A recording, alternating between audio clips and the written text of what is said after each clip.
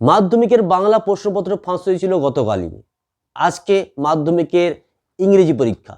আর এই ইংরেজি পরীক্ষার দিন পরীক্ষার 1 ঘন্টার মধ্যেই ইংরেজি প্রশ্নপত্র ফাঁস হয়ে গেল। এবং এই যে প্রশ্নপত্রটা ফাঁস হয়েছে এটা কিন্তু হয়েছে মালদা জেলা থেকেই। মালদা জেলার 4 জন ছাত্র এবং 2 জন ছাত্রী এই প্রশ্নপত্র ফাঁস করে দিয়েছে সোশ্যাল মিডিয়ায়। প্রথমে তারা কি করে, প্রথমে যে প্রশ্নপত্রের উপর কিউআর কোড লাগানো আছে সেই কোডকে তারা লাল কালি দিয়ে ঢাকিয়ে দেয়।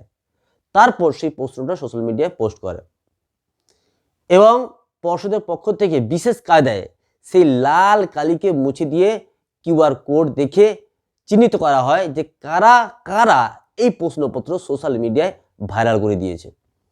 এবং তারপর সেই 6 জন ছাত্রছাত্রীকে পাকড়াও করা হয় এবং তাদের পরীক্ষাও বাতিল করে দেওয়া হয়েছে এই বছরের জন্য। ঘটনাটা মালদা জেলার। এবারও সেই মালদা জেলা থেকেই বের হলো প্রশ্ন। বারবার একটা জেলা থেকেই প্রশ্ন বের হওয়ার ঘটনা ঘটছে এবং এই ঘটনার পর 6 জন ছাত্রছাত্রীর জীবনও শেষ হয়ে গেল। তাদের পরীক্ষা বাতিল করে দেওয়া হয়েছে। 4 জন ছাত্র এবং 2 জন ছাত্রী এই কাজটা ঘটিয়েছিল।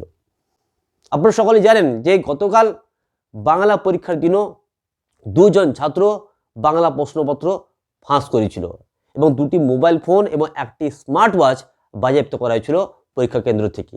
কিন্তু আজকে পরীক্ষায় তার পুনরাবৃত্তি ঘটল।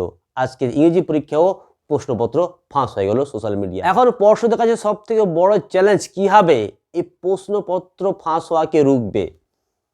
আগামী দিনে যে সমস্ত পরীক্ষাগুলো আছে সেই পরীক্ষার প্রশ্নপত্র কি এইভাবে ফাঁস হয়ে যাবে, নাকি পর্ষদ পারবে এই প্রশ্নপত্র ফাঁস হওয়াকে রুখতে? দেখা যাক কি হয়।